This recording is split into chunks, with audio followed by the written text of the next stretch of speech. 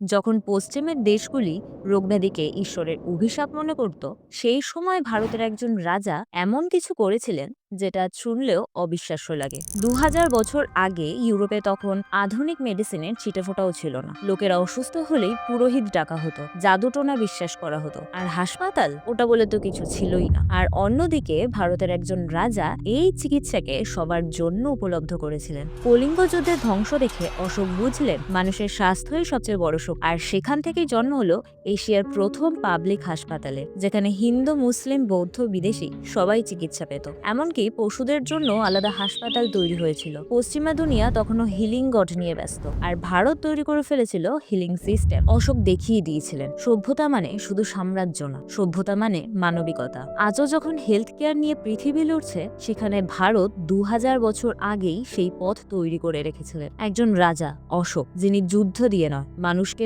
বাঁচিয়ে ইতিহাস লিখেছিলেন।